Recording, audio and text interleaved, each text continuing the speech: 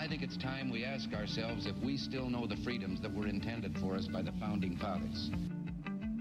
They seem to be in full-scale retreat from spending cuts and are talking about raising people's taxes again. And I have only one thing to say to the tax increasers. Go ahead, make my day. If we lose freedom here, there's no place to escape to. This is the last stand on earth. Those who would trade our freedom for security have embarked on this downward course. Whether we believe in our capacity for self-government or whether we abandon the American Revolution and confess that a little intellectual elite in a far distant capital can plan our lives for us better than we can plan them ourselves. Conduit News Radio with Paul Harrell is on now. Hey folks, welcome to the show. How is everybody doing this morning? My name is Paul. You have found the intersection of conservative ideas and reality, where we are building a liberty machine, and we can't do this without you. So we got a great show for you. Coming up at the bottom of this hour, we'll be talking with Gun Owners of America's Jordan Stein about everything they got going on. There's a big battle right now to fight the regulation of suppressors, you know, or otherwise known as silencers in the movies, where apparently, I mean, you know, it's what we've seen in the movies, where you can put a silencer on a gun and pew, pew, and you know, and it's that quiet, right? In reality, it's not anywhere near that quiet. It's the Hollywood version of a silencer. But there are people that want to regulate suppressors. So we'll talk to Jordan Stein about that and your Second Amendment rights.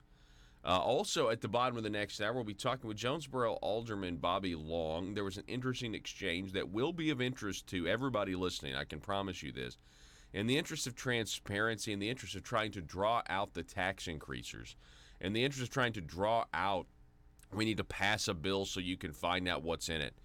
That mentality. It is a big government mentality. It is one that is based on deception. I'll tell you more about that. There's potential tax increase coming down the pike for some. The telephone number again, 870-275-9799. The big news is that Jeremy Hutchinson did it. That's right, ladies and gentlemen. Jeremy Hutchinson did it. By the way, an uncomfortable truth is better than a comfortable lie. Will there now be more people ensnared in this ongoing multi-year public corruption scandal where 6 senators have been a part of the same federal corruption probe or have been snared, not to mention lobbyists? One lobbyist tried to kill a guy. Remember?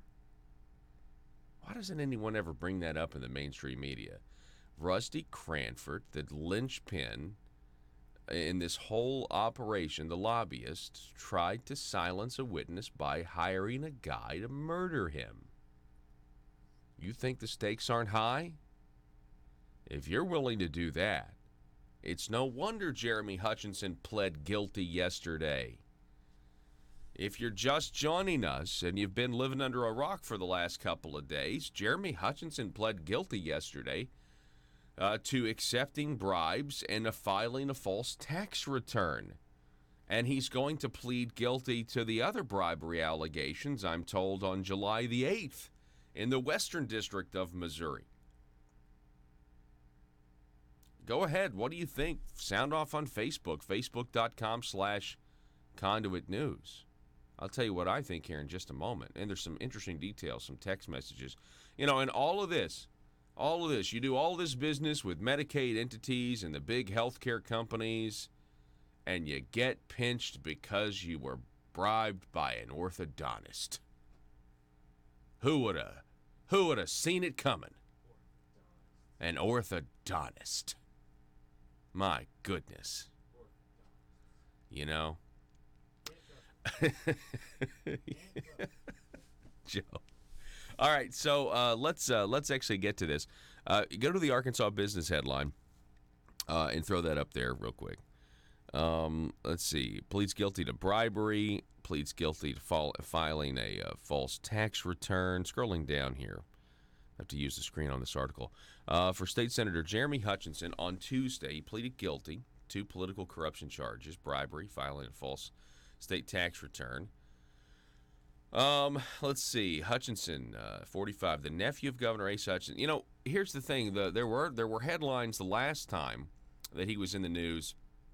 I think when he was indicted, the AP headlines were governor's nephew. I mean, it went everywhere. So he's the nephew of Governor Hutchinson, the son of former U.S. Senator Tim Hutchinson.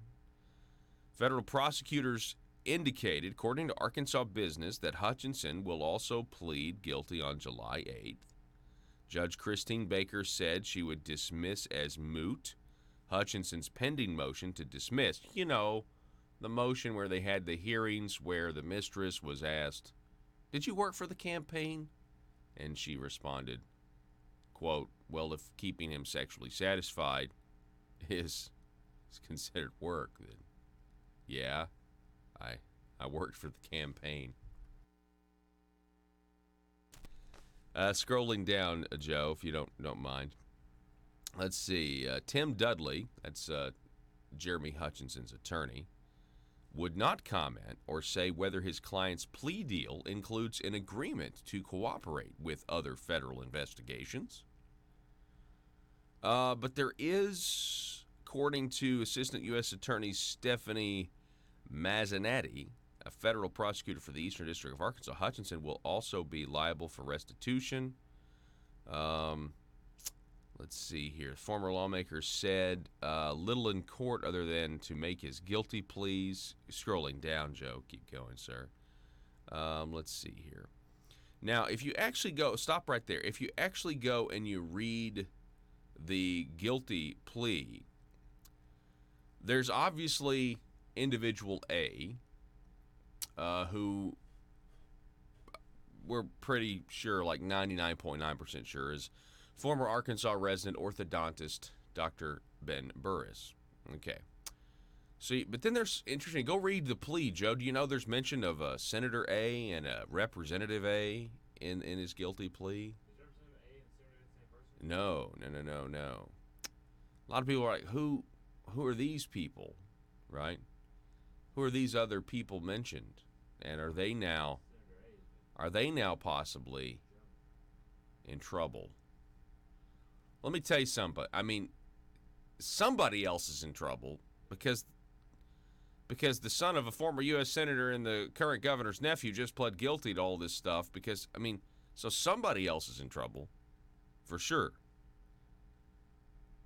Let's go to, you know what? Let's stop here for a moment and let's go to Conduit for Action because I want to contrast what we know now versus what a lot of people just refused to believe years ago. And I'm talking about the late Senator Linda Collins. Linda Collins was in the middle of a firestorm in 2017. As a state senator, she filed legislation to prohibit state legislators who are attorneys or consultants from representing clients before the legislature. The attitude of some was, how dare she put her colleagues in a bad light? But they knew she was right. And breaking news yesterday confirms Linda was right all along. There were persistent rumors about Senator Jeremy Hutchinson, the governor's nephew. Supposedly, he would agree to influence legislation for money. It was said he could be bought if bribes appeared as payments to be in the person's attorney, or to be the person's attorney. Linda said there was also talk among senators that other legislators were using the same scheme to make money as legislator consultants. Linda wasn't the only one to hear the assertions. She was just the only senator willing to risk her political career to do something about it.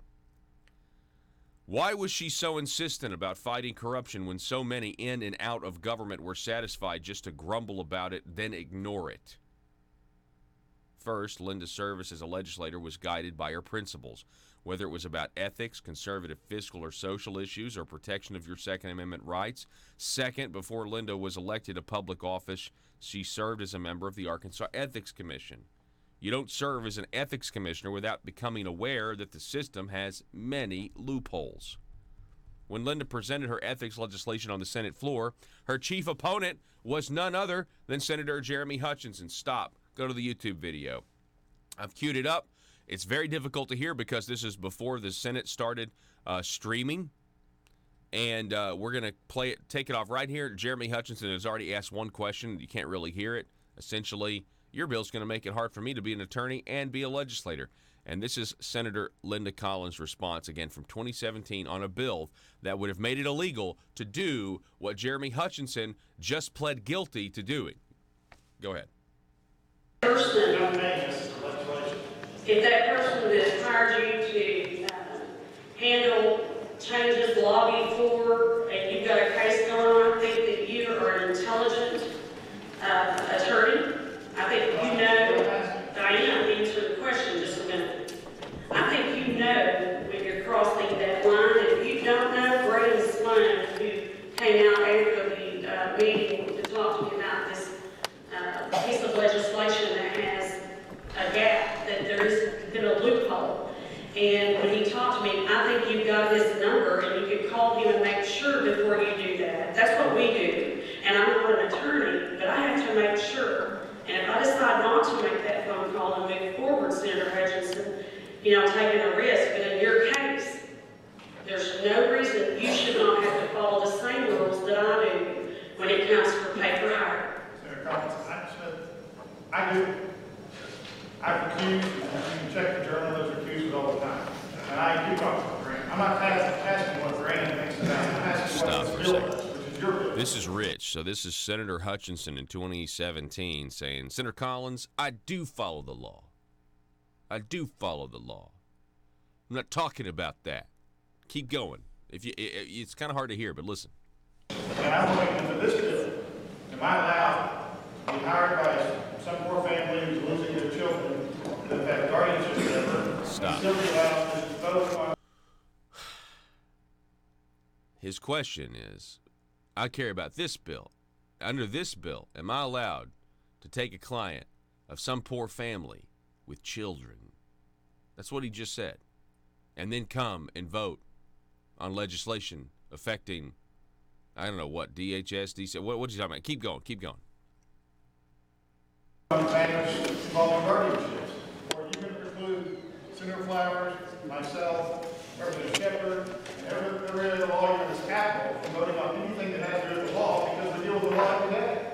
And our clients, so I'm wondering if it's about that, hey, you're sponsoring this bill, clearly, and there's state law books right now that we want to clarify that, fantastic. I'm for this bill.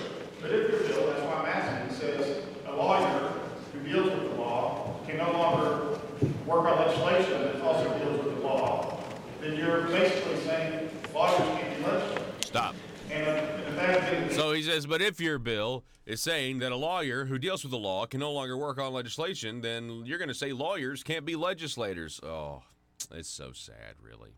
It's so sad. That's not what her bill was doing at all. By the way, her bill failed. Her bill was simply trying to close the loophole that you just pled guilty to. That's what her bill was trying to do, was close the loophole that attorneys have been using for a long time. And it is rich to go back and watch that video. By the way, hat tip to Kenny Wallace, who was standing in the gallery recording that interaction. That is rich when you think about the fact that her bill to close the loophole was challenged by the guy who stood in his official capacity from the Senate floor, still had authority, still had power, still had the benefit of the doubt. That is the definition right there of the benefit of the doubt. In a photo, that is the benefit of the doubt. No. everybody says if you want to get legislation passed, you got to go bribe Jeremy Hutchinson. But no, what kind of there's no way. What kind of person you have to be? He obviously isn't guilty if he's willing to, if he's willing to stand up and be against this bill, this particular one. He couldn't have done it because that would take a lot of gall. Well, yeah, he did. And instead of talking about, you're telling me, his examples should have been, instead of, if you got a family with these poor kids and they need help, and you're saying I can't then work on legislation to help them if they're my clients, and are you saying that, using the kids, his example should have been, are you saying that I'm not going to be able to get $9,000 a month from Tom and Bontia Goss to pass Medicaid legislation? Or is that what you're saying? Are you saying I'm not going to be able to get $157,000 from an orthodontist to change the Dental Practices Act? Is that what you're saying? That I'm not going to be able to work with the law as a lawyer and represent somebody? That's what his examples should have been. But how rich is this? And I got to read. Honestly, let me read for you this right now. In light of that, leave that up there. This is crazy to me. I'm going to read for you. This is the headline. This is the headline from John Moritz and Michael R. Wickline, the Democrat Gazette. Former senators' guilt saddens state leaders. Listen to the quotes from state leaders about this, okay? They're all sad. They're very sad. And listen, anytime somebody is found guilty, it's not that we're rejoicing.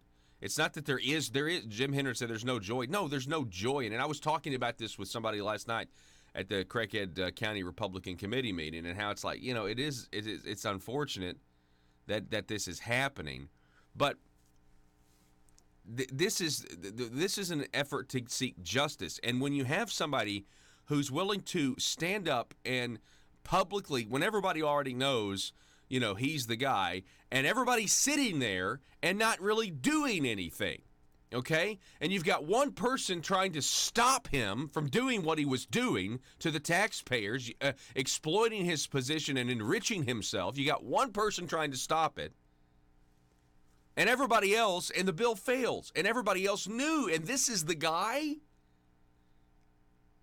This is the guy that is trying to kill the bill on the Senate floor back in 2017. And then I got to wake up to statements like this. Let's see here. Obviously, you've got, Asa Hutchinson's statement. Jeremy has been engaged as a part-time legislator for many years. I'm deeply saddened with this breach of the public trust. As a public official, I know the damage this does to public confidence and trust in our elected officials. We should all double our efforts to do the right thing in public office and restore the public trust. As my nephew, I hurt for him and his children. My prayers will continue for Jeremy, and I'm hopeful this chapter of Arkansas political history will soon come to a close. But Lieutenant Governor Tim Griffin, who presides over the Senate, had much stronger words. Quote, I have zero tolerance for public corruption and am sick and tired of the abuse of trust exhibited by the seemingly endless parade of elected officials in and out of the federal courthouse. It's a cancer in our system in Arkansas, and leaders willing to confront it and clean up the mess must continue to root it out. Great statement. Then you have Attorney General Leslie Rutledge said in a written statement that though difficult, Jeremy took responsibility for his crimes against taxpayers. Jim Hendren quotes said it's a sad time. That's the summary from the Gazette. Let's keep going here. Keith Ingram, the Democratic leader from West Memphis, quote, it's just very sad, but he's acknowledged his transgressions. I'm sure they will allow him to try to put this behind him. It's a very difficult and sad situation. Senate Republican leader Bart Hester, it's never fun to see a colleague in this position. It is certainly not fun to see a public official in this position. But I think what we are seeing is a curing of past practices that should have never been acceptable and are being snuffed out by law enforcement. Stop. What about, would there be, if the ethics committee that has been formed, that is newly formed, that is here today, if it was there in 2017, would there have been a soul in that chamber besides one or two senators that would have been reporting Jeremy Hutchinson? They could have gone to the Ethics Commission this entire time. I'm talking about in 2017, back when he stood up and he argued against a bill looking out for his own public interest because he didn't want to have to stop doing what he was doing. Is there any of them? I mean, most of the guys are still down there that were silent. We don't want to do that to a colleague. We don't want. That's not congenial. That's not the right thing to do. I mean, yeah, is it sad? I guess. I don't know. I mean, it's tragic is what it is. That's what it is. Now, Terry Rice, his statement is that this is a terrible thing for Arkansas to go through. Because that's really what because we're talking about public officials, this is a tragedy for the state of Arkansas as a whole. And it is a continued one. And Tim Griffin is right. This parade of public officials. In summary, Linda was right. We're going to take a break. Back in just a moment.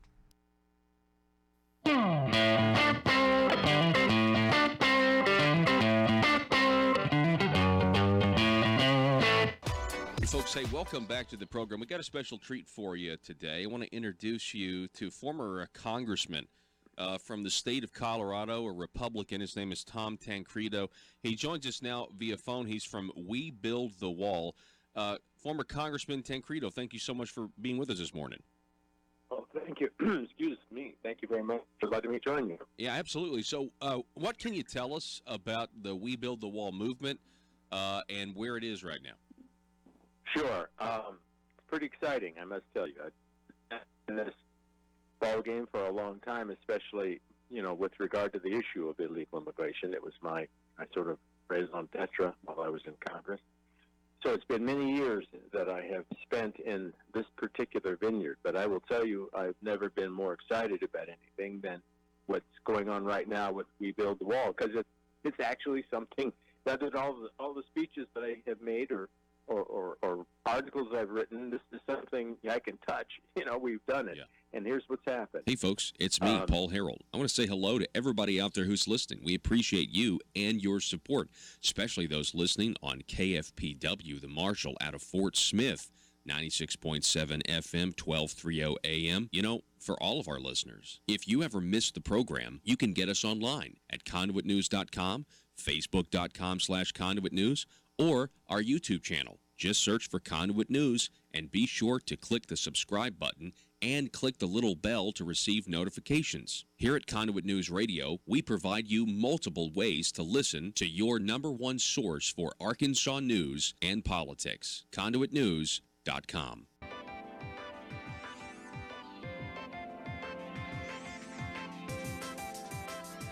Conduit News Radio with Paul Harrell is building a liberty machine. Find out more at conduitnews.com. Going to have another hard break here in about 2 minutes, but I do want to cover this story. 6 days ago, there's a high school girl, according to the Conservative Tribune, the Western Journal rather. It says Conservative. Is that an ad? What is that? Anyway, there's a high school girl who lost to a transgender. And will not go quietly, has filed a civil rights lawsuit. This is going to be a growing trend, and it's a tragedy. C. Douglas Golden writes, the battle over transgender individuals in high school athletics could be headed to the U.S. Department of Education, as 3 female track and field athletes in Connecticut have filed a complaint with the department's Office of Civil Rights. In the complaint, they allege that Connecticut's policy of allowing athletes to compete under the gender they identify as is a violation of Title IX protection, stripping the girls of positions in competitions and possibly hindering their ability to obtain scholarships. Our meme of the day yesterday pretty much sums this up. Go ahead. Do you know why they won't create a separate set of events for transgenders? Because it would be a waste of taxpayer money. They don't care about that. No, it's because it will shed light on the fact that the transgender amount of transgender people is a lot less than people think. Yeah, absolutely. They won't do it because it'll. And all of the winners would be men who want to be women, That'd be most of your winners. I said it. Back in just a moment. Gentleman by the name of Brian Kofad, who is a veteran, a triple amputee veteran, decided some time ago that he needed to do something about the problems on the border. He felt that it was a national tragedy, and it certainly is. And he started a GoFundMe page that was designed to provide money for the actual building of a wall. And he was just going to give it over to the federal government. But then he realized eventually that indeed you can't just give money to the federal government for a particular purpose. You have to give it to the general fund and then, of course, spent however Congress wants it spent. So it changed into a 501c4, and it is called We Build the Wall. And you can go to webuildthewall.us/the-Trump Wall. And we have a lot of really exciting news there, because our first project is in where New Mexico, and Texas meet right at the border, and it is on private land. There's a gentleman there who owned a brickyard and right on the border, and he had been inundated by illegal alien traffic. They have vandalized his property for years. They have stolen almost everything that wasn't nailed down, and some things that were bolted down. And he had begged the Border Patrol for some help, and he had begged for a wall. They told him that the Army Corps of Engineers came out and said, we can't do it here. It's too, it would be too expensive, and it is too difficult because there's a 30 or 35% incline, a very, very rough mountain called Mount Cristo. And so they wouldn't do it.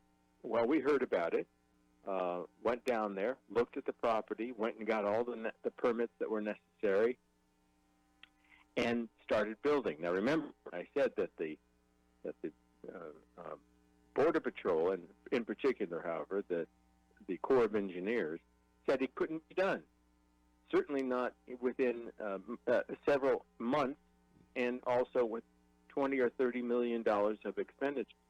Well, from the time that we dug the first hole there on that property till the time when a half-mile wall up a 30% incline toward the end was completed with, by the way, more and better steel than is in any wall that has been built by the federal government. Theirs is a 25-year lifespan. Ours is 75.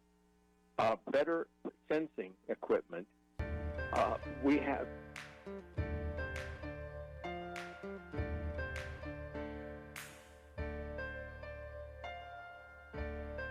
Bringing you your daily dose of truth. It's Conduit News Radio with Paul Harrell.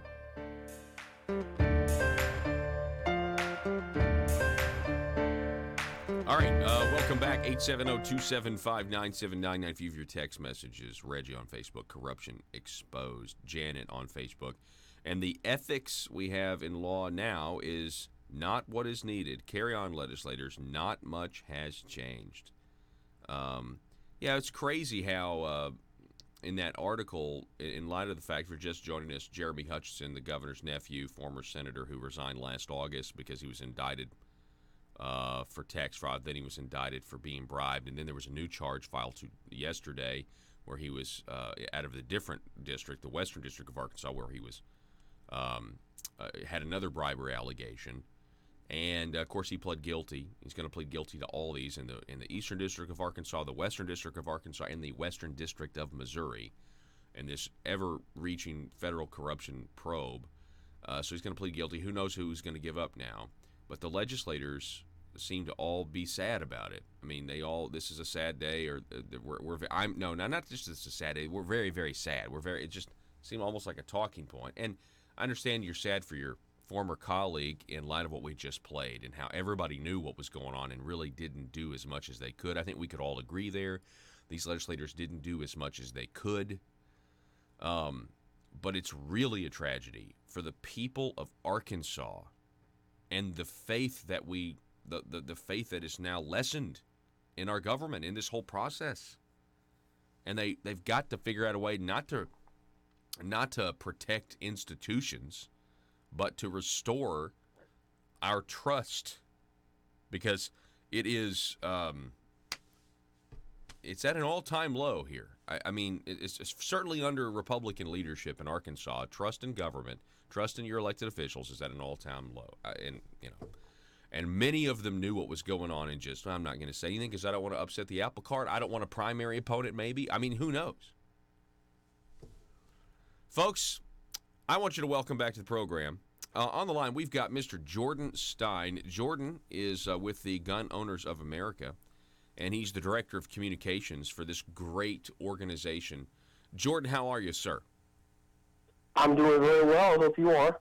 Absolutely. I'm doing well, as always, and I want to remind people, while they're listening to this segment, that they also need to check out the local group, Patriots Fact 746, here in Arkansas, and become part of the online sensation today, because there are a lot of they make this segment possible, and I really appreciate them, and so they're looking out for the Second Amendment here in Arkansas, and I know Gun Owners of America is as well, Jordan, but also nationally.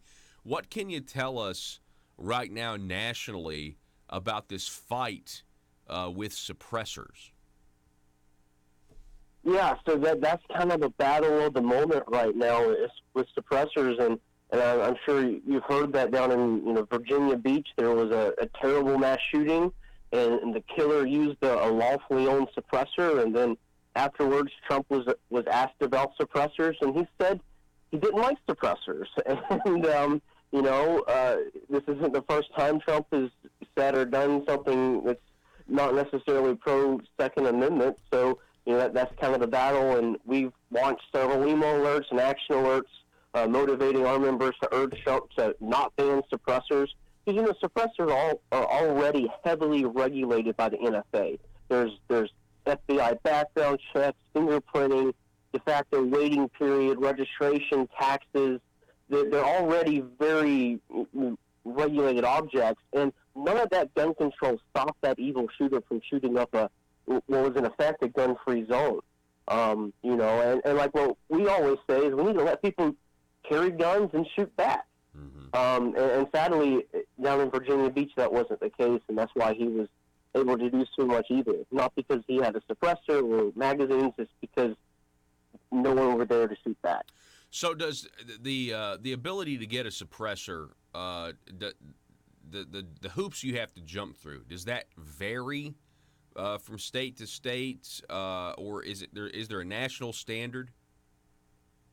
So all suppressors are regulated by the National Firearms Act of the NFA, and that requires fingerprinting, FBI background checks, registration, tax stamps, everything I just listed. States may add additional regulations, and of course that would vary from state by state.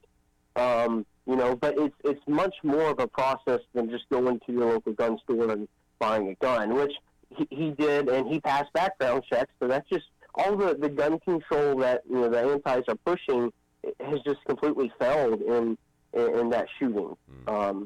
So yeah, it is certainly much more difficult to get a suppressor than a normal firearm. Yeah, logically here, I mean, we know what the argument is. They want to take our guns. I mean, and if you follow their logic, because of what you just listed, Jordan, this is just a slow encroachment where, they're hoping that just to consistently move that line to where they can take the guns. Because, I mean, logically, you're always going to have immoral people that are going to find a way to break the law. And that's what we're dealing with here. And so that's why I want to be armed, and that's why I am armed, because I don't want to, do something unlawful with my weapon, but I want to have it to protect myself or maybe even to help somebody else. God forbid there's one of these tragedies. I completely agree with you there. And, a lot of people are calling for, a ban on extended magazines or what they call so-called high-capacity magazines. Well, my response to that is I don't want the government telling me how many rounds I need to defend myself, because I don't know if I'm going to be attacked, by how many people, or their state of mind. I need as many rounds to protect myself as I choose. It should be my decision. If I want to have 30 rounds, I want to have 30 rounds. And, just the whole debate, it really goes back when you let people carry guns, when you expand firearms freedom, we're safer. So, we don't have to trade our liberty for security. We can have both. Yeah, that's exactly right. We're talking with Jordan Stein. He's the Director of Communications for Gun Owners of America. It's a grassroots organization, represents more than 1.5 million gun owners and activists. Jordan, real quick, on the suppressor situation, again, it's not a silencer, right? But, a lot of times people are going to call them silencer. We're using the term suppressor. But in Hollywood, and listen, I like a good action movie just like the next guy, but these silencers portrayed in Hollywood, they're not realistic, are they? No, not in the least bit. If you're only heard suppressors through TV shows or movies, then you have a very poor representation of what they actually are. Fortunately, with my job is I actually get to shoot guns with suppressors quite often, and when we do that, I'm still using ear protection because it's still a loud noise. So, it's not like they completely silence the gun. They typically just bring it just under the hearing safe level. So there you go. And so we have, once again, with the suppressor issue, we have an education problem. We've got the liberals who already are terrified of guns. For the most part, your average person, just because they probably aren't around them, they don't see them as tools. They see them as, I say, sentient beings that float around killing people, at will. And so we have that issue. And then we're going to also have a total lack of perception when it comes to a suppressor. They don't really know what they're talking about. They don't know the difference between a clip and a magazine, Exactly. And the ironic thing is that in other countries who have far more gun control than what we do in the U.S. is, suppressor use is actually encouraged. That they, it's almost like you buy your gun and then you get your suppressor to go along with it in those, very gun-controlled countries. So it's just so ironic that what really amounts to a piece of metal with baffles in it is such a demonized object in the country. How does Gun Owners of America, how are you guys weaving through, or your supporters, or how do you feel, Jordan, about President Trump? Because obviously, he has done some great things for this country.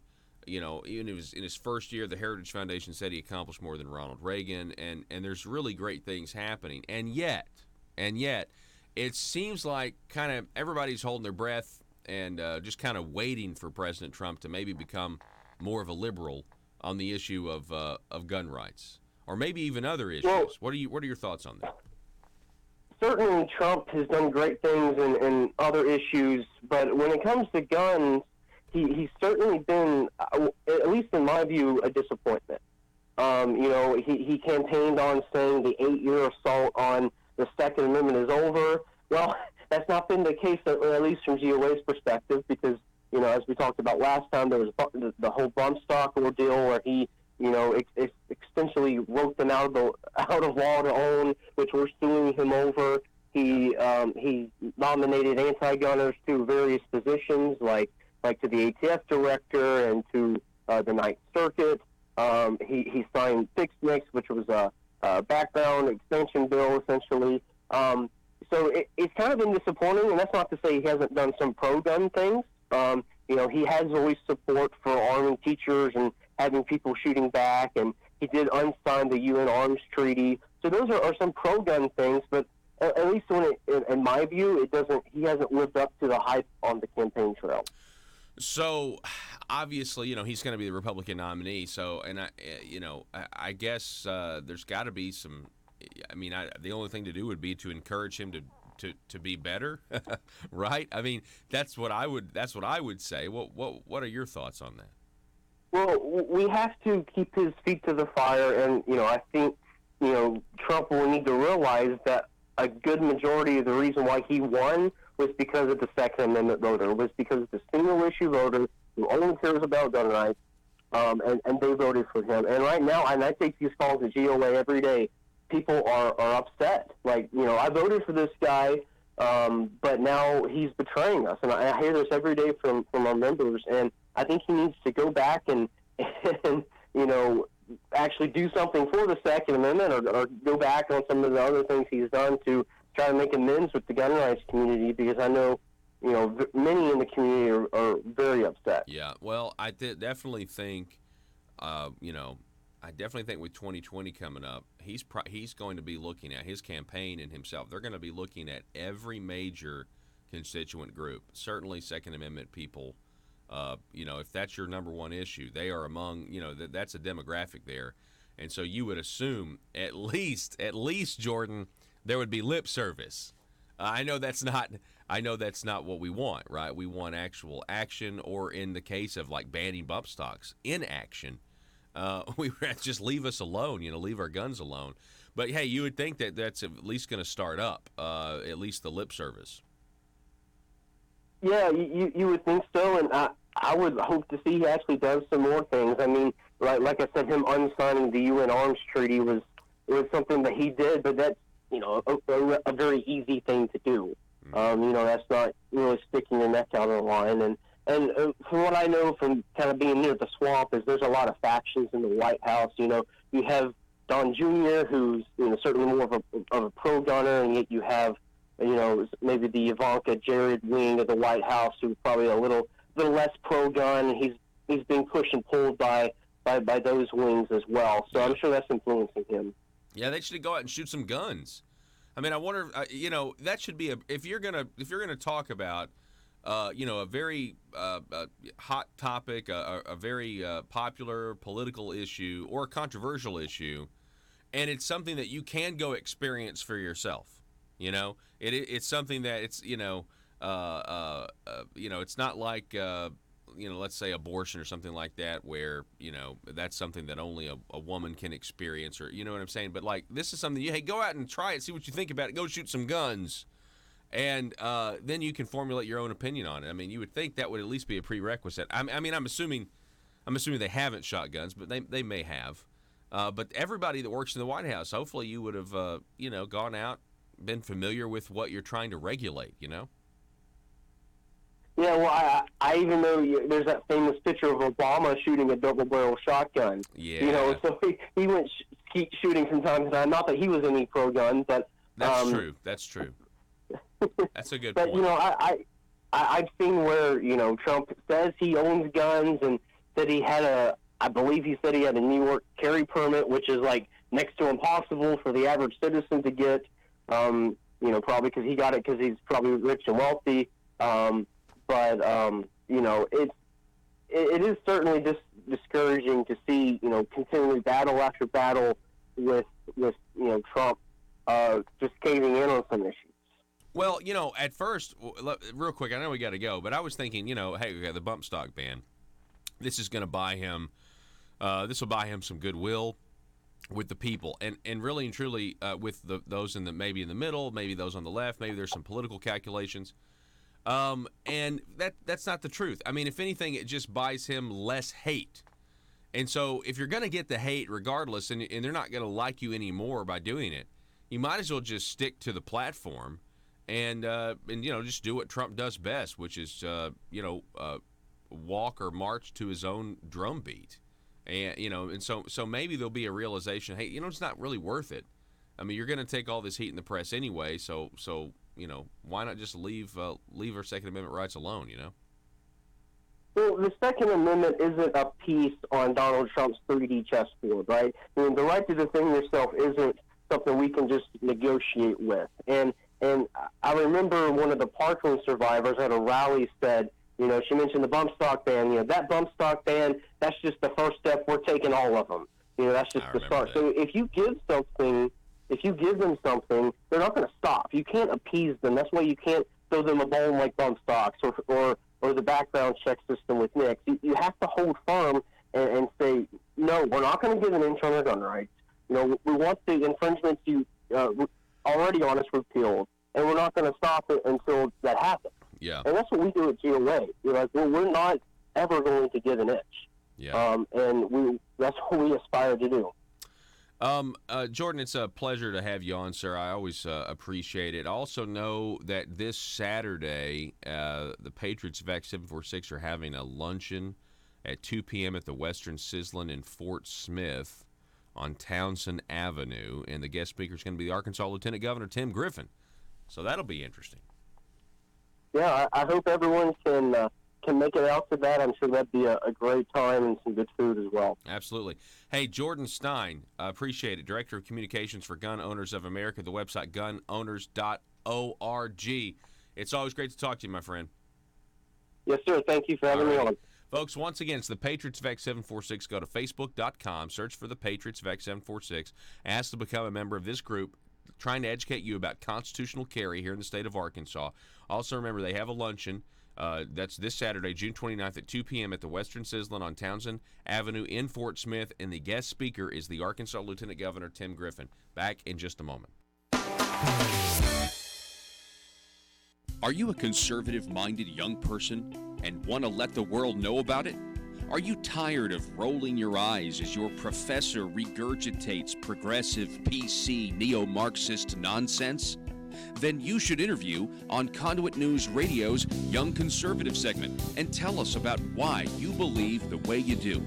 Tell us how you came to be a conservative and what are your views on government. Now, if you're worried that your neo-Marxist professor may also be a right-wing talk radio listening masochist, then names can be changed to protect the innocent. It's the Conduit News Radio Conservative Future segment. To be interviewed, call 870-275-9799. That's 870-275-9799. If you're like me, you believe that small business is the heart of Arkansas's economic engine, and it should be viewed that way by the politicians in Little Rock. Conduit for Commerce also believes, like you and I believe, policies that achieve less regulation and lower taxation help small business in Arkansas thrive.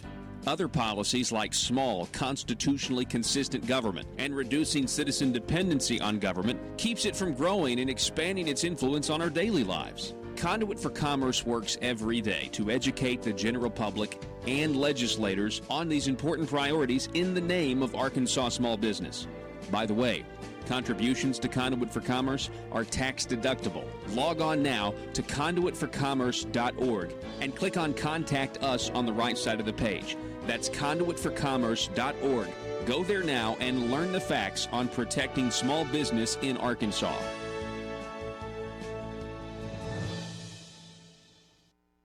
A concrete road along the side that we built for the Border Patrol I saw that. to be able to monitor. And the lighting system, if you touch that wall, the lights come on, it looks like a football field. It's the Border Patrol has told us it's the best barrier on the border, and I believe it.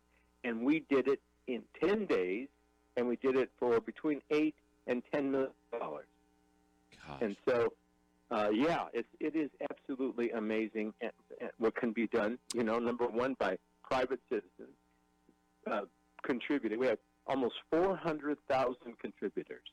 Average contribution $60-some. And if they want to contribute more, amazing. if they want to contribute more, they can go to webuildthewall.us. Is that correct?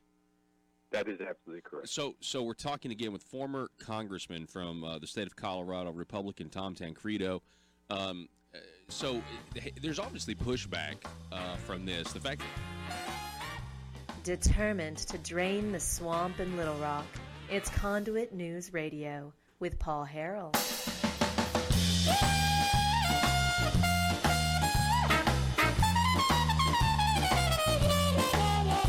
There we go. 870-275-9799 is the telephone number if you would like to contribute to the program. If you're just joining us, yesterday in court, former state senator Jeremy Hutchinson pled guilty to bribery in filing false tax returns, or one false tax return. In our opening segment, we told you, we actually played for you an old clip where Jeremy Hutchinson was speaking against a bill by the late Senator Collins that would have closed the loophole or attempted to close the loophole of which he was benefiting, which was representing clients in the legislature. being paid extra money or being bribed to pass legislation, which we all agree is wrong and is a crime. And what we have from the quotes in the Gazette this morning is how sad this is and how sad everybody is. I think the whole situation is tragic. And earlier I said, the trust in our government is at an all-time low.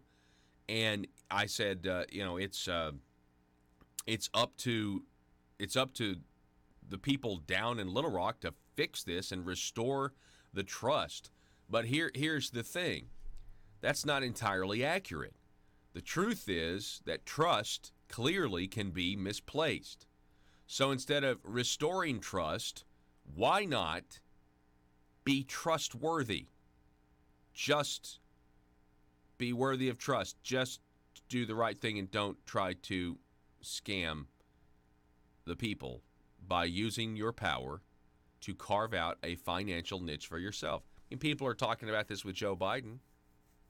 Ask yourself the question, honest question.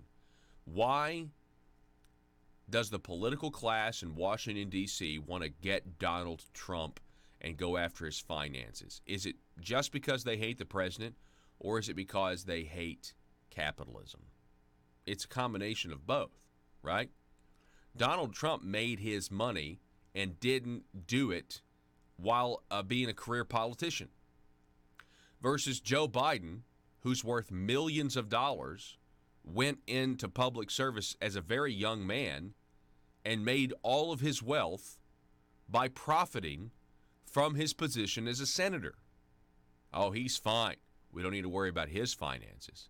But somebody who's out there in the business world who knows what it's like, not only in the business world, but in the service industry that President Trump is, casinos, hotels, golf courses, if the middle class isn't growing, if the middle class doesn't have money, guess what? His hotels, casinos, and golf courses don't make money. Don't make money. So, that's an interesting contrast, to the state, to the national. It's profitable, unfortunately, to become an elected official. When you use, and do you remember what AOC said, Alexandria Cortez? Alexandria Cortez says that you've got to raise the standard of living, or give Congresswomen and congressmen a cost of living increase. And if you don't give these congressmen a cost of living increase, then you're inviting corruption and inviting insider trading and inviting graft, if you will. What an argument. I mean, she's certainly relying on the depravity of man.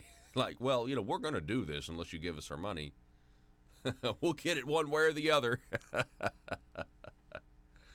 Oh, man. Speaking of, remember when Arkansas, because of convicted felon John Woods, who's in jail, Senator John Woods, who's in jail right now, he sent us a ballot initiative that we foolishly voted for because we were deceived, that extended term limits and raised pay for legislators. Remember that? Yeah, so one way or another, right? They'll get it one way or another. Yesterday, former Senator Jeremy Hutchinson pled guilty to federal crimes, including taking bribes disguised as legal fees. Can you believe that? This used to be a crime that was a myth. If you believed in the crime that there were attorneys or consultants in Little Rock who were taking bribes in exchange for consultant fees and legal fees, if you believed that, you were an extremist in Little Rock. Let me say that again.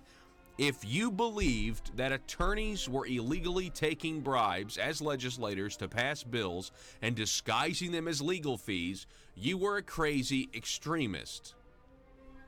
Until yesterday.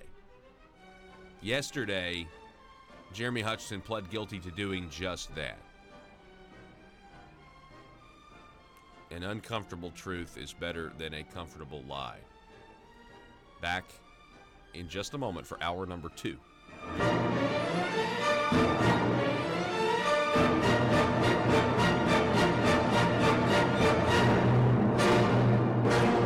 news and talk of Northeast Arkansas. This is News Talk 101.3 FM and 12:30 AM KBTM, Jonesboro, an EAB radio station.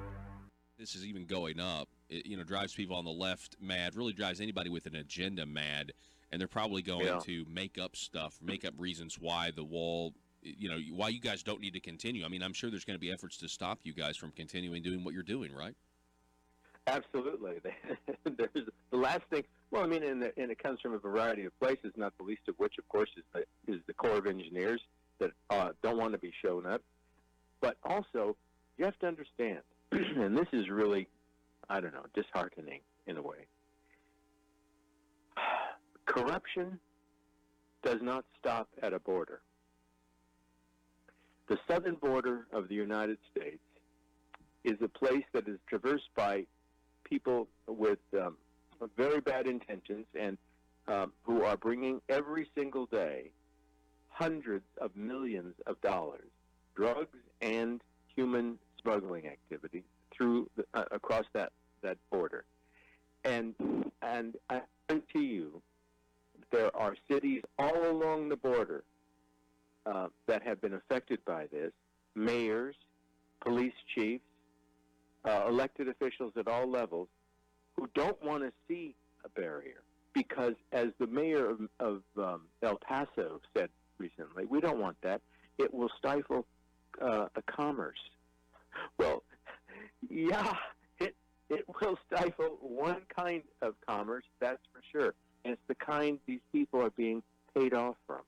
And I hate to say it, but it is the truth that all along the border, we've got the town we have built in, Sunland Hills in New Mexico, town where this wall we just completed was built, is a town that had to be taken over by the state government at least twice, and had to, the mayor had to be replaced, the city council, the police chief. The corruption was so bad. I'm telling you, not a lot has changed. I mean, they tried to stop us. They sent the police in. They shut us down for 30 days, said that we hadn't paid enough in fees, and demanded more money, demanded money for what they said was you didn't pay taxes on some of the concrete that you bought. I mean, it was just ridiculous stuff. The last day we were there was supposed to be a large celebration, maybe 800 to 1,000 people. We were going to have a big rally, the final day of build. But because they had shut us down for 30 hours, it still was ongoing, and we couldn't bring people in because it was an active construction site. So we canceled the whole thing. Gosh. And we went to the police, told them that, and the mayor said, it's canceled. That event is canceled. Well, we're all leaving about 6 o'clock, and there's about 10 or 15 police and sheriff's cars all around the perimeter. And we said, what's going on? They said, well, it's just a big rally. We got to be here for that. I said, no, we aren't having it. We told you that. There's nobody here. It has been canceled. You can go home. There's nothing. Well, they didn't go home. Now, the reason, of course, is because then they want to bill for all this police activity. But it's just an example of what goes on the border. And so, yeah, there's pushback, you bet. Yeah. And it's mostly from people who are benefiting either politically or economically from open borders. You mentioned the sex trafficking, the human trafficking. That doesn't really get hardly any attention. Not that it should. Not from the mainstream outlets. They're now trying to say things like, well, a wall or a barrier is immoral. And they're neglecting the fact that, this human slavery that's going on. And there's no way they can take the moral high ground if the mainstream media were to actually report about the sex trafficking, which I think last reported is a $150 billion a year industry, probably more than that. What are your thoughts on that? Yeah, you're right. If they cared one twit about the morality of this whole issue, they would be doing everything possible to help us control this problem. And not the sex trafficking, but recognize this, that in the United States, literally thousands, and I'm not being hyperbolic when I tell you this, thousands of people have been killed, thousands and thousands more raped, robbed, other mayhem committed on them by people who are here illegally, who should never have been allowed in the country, and people who are in these sanctuary cities where they have been identified, they've committed crimes, they've never been turned over to ICE, and they keep committing crimes. They commit crimes when people are killed.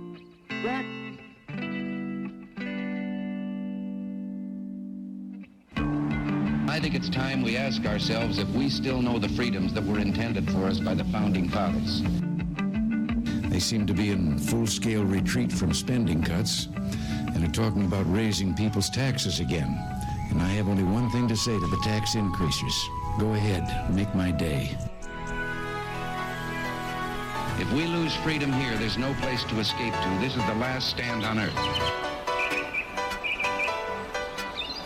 Those who would trade our freedom for security have embarked on this downward course. Whether we believe in our capacity for self-government or whether we abandon the American Revolution and confess that a little intellectual elite in a far distant capital can plan our lives for us better than we can plan them ourselves. Conduit News Radio with Paul Harrell is on now. Yes. Welcome back to the program. Thanks so much for being with us. Real quick, we told you about this, most of the last hour, the news about Jeremy Hutchinson pleading guilty yesterday. This is Senator Jeremy Hutchinson, and he said, you know what, yeah, I was bribed. Who knew it would be an orthodontist, right? I was bribed. He's probably going to plead guilty July the 8th to the whole Medicaid fraud thing with the preferred family health care. Well, that's just more bribery technically, but the Medicaid fraud is going to, end up being the people who are doing all this, using your taxpayer dollars to fund Jeremy Hutchinson's lifestyle while he passes bills and even resolutions commemorating the vast contributions to human society of Tom and Montia Goss. That's an actual piece of legislation. Not the vast contributions of society. You know what I mean. But, just, hey, aren't these some great people? Aren't these some great folks? They're paying me $9,000 a month. Should have added that in your resolution. 870-275-9799 is the telephone number if you want to contribute to the conversation. Gwen Moritz over at Arkansas Business. By the way, an uncomfortable truth is better than a comfortable lie. Gwen Moritz, Arkansas Business, frustration demands to get this done. You see, in Jeremy's guilty plea yesterday, not only did it mention a Representative A, who we don't know who that is, or a Senator A, we don't know who that, used to Jeremy was Senator A. Remember when the first pleas were coming out and Jeremy was Senator A, and we were trying to figure out who Senator B is? Maybe Senator B is now Senator A.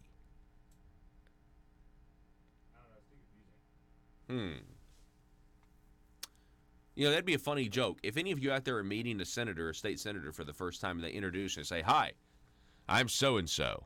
Nice to meet you. I'm Senator so-and-so. And you're meeting for the first time, you just freak him out. You just could be like, hey, I thought you were Senator A. Oh, I thought you were Senator B or Senator C or Lobbyist D. I don't know. I mean, we should have a little bit of fun at their expense, right? I mean, they're getting rich at ours. So Gwen Moritz, Arkansas Business, goes over some of this. She goes over the pleas here, or the plea, and in the plea we have text messages. So we know that there were text messages between this orthodontist, Ben Burris, and the Senator Jeremy Hutchinson, who again pled guilty to taking bribes by hiding them as legal fees. I've got to reiterate my last point. Since we have a new audience right now, we have new listeners. You understand that was an extremist position until yesterday. That was something that you would hear on, mostly you would hear on right-wing talk radio like this. You heard it from a few people, but mainly it was just me. And mainly it was just Conduit News. And what I mean by that is the idea that there were attorney legislators who were passing bills for clients making extra money on the side but disguising them as legal fees, oh, that's not happening down there. That's a conspiracy theory. Until yesterday, that wasn't even a main, and I don't look for people to camp out on it. I don't look for it to camp out. I think they're going to move on from this. They're going to pretend like the ethics legislation that was passed will do the trick, or the new Senate Ethics Committee, where if you think somebody's doing wrong, report them to the Ethics Committee. Really, one of your colleagues, you know how much shame and how much guilt they give each other if they do one thing that would show a chink in the armor or a little bit of, what would be considered dividing, or it would be the opposite of unity. Well, whatever the case, they're not going to report on each other. They're not going to report on each other.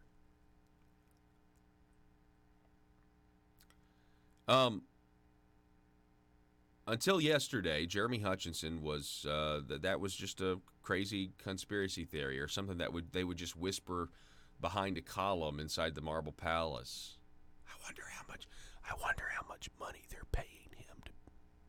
I wonder how much money they paid him to kill that bill in judiciary. You could never prove anything, and so it was just no, that's crazy. That's not happening. If you dared bring it up, like what? Do you not want attorneys to be able to be state legislators? Do you want to try to make it impossible for attorneys to be state legislators? This is what they would say. And now, maybe we should make it illegal for attorneys to be state legislators. I mean, I'm at least willing to entertain the idea, right? Maybe we entertain the idea and back it off a little bit. How about that? Instead, you got everybody bending over backwards. Well, we got to make sure if we do ethics reform, we got to make sure that an attorney can still be an attorney, and because we're part-time legislator, and we got to make sure that an attorney can still be a legislator. You don't want to make it illegal, do you? Well, maybe we should start by making it illegal. Maybe we should start there and back it off a little bit. Maybe this one profession, we should single out. Maybe there should be extra requirements for attorneys. You ever think about that? Now, I know people say equal protection under the law, but hey, you know what? I mean, they would do this if it was something. If there was somebody out there that was benefiting from limited government, if there was any way to do that, you can bet they have no problem singling out those professions if it wasn't benefiting the system. So yeah, I'll say it. Maybe attorneys shouldn't be lawmakers. What's wrong with at least talking about it? What's wrong with at least having the debate? You say, well, if we were just to throw that idea out there without any context, well, the answer is of course not. Of course you would want attorneys to be legislators. We would reject the idea. Okay. But now we have this development with Jeremy Hutchinson, who for years was doing this. Who else has been doing this, but it's just a little less conspicuous? Who else? How long has this been going on? I mean, I find it insulting as a taxpayer when you're going to address this giant issue, and believe me, with consultants, it's even bigger, because I think that's just a hunch. Again, right wing, talk radio opinion. No, I mean, it's only a matter of time before that's true as well. Consultants getting extra money to be legislators. I mean, that's technically already true. I mean, if you look at some of these pleadings and indictments. I mean, what is insulting to me is that we're going to go fix the problem, but the first thing is said is we have to be careful. We want to make sure attorneys can still be legislators. Okay, make that a consideration, but out of like 10 considerations, like it's number 10, right? Do all this stuff and then figure out how it's going to work later. That's what I would say. Like, And if you don't think that they don't pass bills like that, based on that are let's say other issues like tax policy and everything else, of course they do. But if it's going to hurt the system, if it's going to hurt the status quo, I mean, that's why you say that, because you don't want to make it too cumbersome. Maybe it needs to be cumbersome if there's a big problem down there. Now, if you guys want to continue to say, if the lawmakers and legislators want to continue to say, oh, these are just isolated incidents, are you kidding me? Are you kidding me? First of all, okay, to put your little straw man argument to the side, there's not one person out there that is saying all of you are corrupt and bad people. But there's a system down there to where we can't tell, in some cases, who is and who isn't. In the case of Jeremy, everybody knew what was going on, and a lot of you guys down there didn't say a word. Didn't say a word. So what are we to think? You say it's, I mean, what are we to think? I mean, what would you think? Lawmakers, put yourself in the taxpayer's shoes. What would you think? If you were politically conscious and paying attention to all the headlines, and as Lieutenant Governor Tim Griffin said, the parade of legislators, it seems endless, that are going from the State House to the jailhouse. What would you think? So I want, if anything, if this accomplishes anything, which probably won't, I want you guys who are constantly feel the need to be offended and then defend yourself to accept it and be like, you know what, your criticism is warranted. Now, I'm not that way, and I'm going to try to work, but you know what, if you think that I'm just a crook and a criminal, I understand why you would think that because of what's been going on down there. And leave it at that, and quit trying to attack the messenger.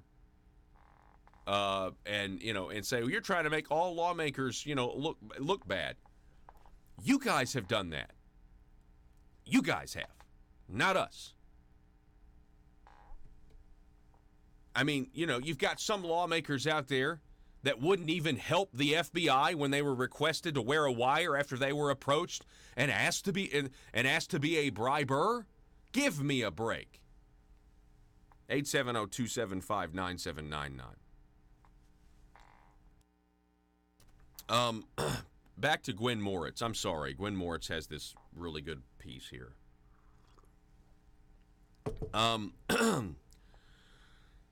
State Senator Jeremy Hutchinson's plea agreement. Let's see, where are the text messages here? Here it is. So apparently the orthodontist Ben Burris and Jeremy Hutchinson, who pled guilty yesterday, had a, quote, full service agreement. $5,000 every month from May 2014 to November 2016. Man, you kind of pile that on top of the preferred family health care money. I mean, this guy was rolling, man. This guy was rolling. And then you combine that with the John Goodson money, right? What was that? Was that $7,000, and then preferred family was $9,000, and then orthodontist money was $5,000? In addition to the primary duty, Moritz writes an Arkansas business which was attempting to pass Burris' legislative agenda. Hutchinson was also tasked with actual legal work. So you remember where Jeremy, according to reports, when he was talking with the FBI a long time ago, trying to be an informant to save himself, where he gave up John Woods, ironically enough. That's the thing. People are going to turn on each other. That's why everybody's got to be real nervous about what Jeremy's going to say now that he's taking this plea.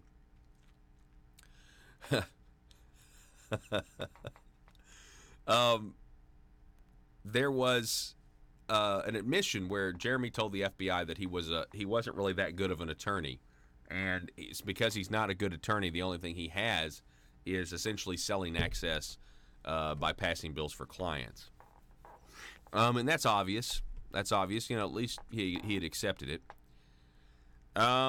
The plumber deal. Okay, so Jeremy Hutchinson and orthodontist Ben Burris, the legal work, the actual legal work, refer to the plumber deal, which was a dispute with a neighbor. I don't know. Was the neighbor a plumber? Was there something wrong with the pipes? I got a family member that's dealing with some plumbing issues, and you got to get the neighbor involved, and the neighbor doesn't want to do anything. I mean, it's a It's a problem. Quote, why do I have to solve the problem with the neighbor? The orthodontist, referred to by federal prosecutors as Individual A, wrote in a poorly punctuated email, I pay you a lot of money a month for full service. I'm tired of it, Jeremy. You're a nice guy, but damn it, I get tired of chasing you. My wife is at her wit's end. It's a full-time job to chase you. It's a full-time job to chase you. Get this done or we are done. Done as of October 31st. So Ben Burris was upset that he was paying him all this money. Presumably, he pled guilty to passing legislation, but he also wanted some actual legal work on the side. Which, if you're Jeremy Hutchins, you're probably like, dude, I'm passing legislation for you. I gotta deal with this plumber situation. Individual A texted Hutchinson that he was getting more frustrated with our arrangement. Hutchinson texted, really? What can I do to improve that? Then Burris then laid out a list of matters, according to Gwen Moritz, including, quote, the plumber deal. Quote, $5,000 a month at $200 an hour is 25 hours.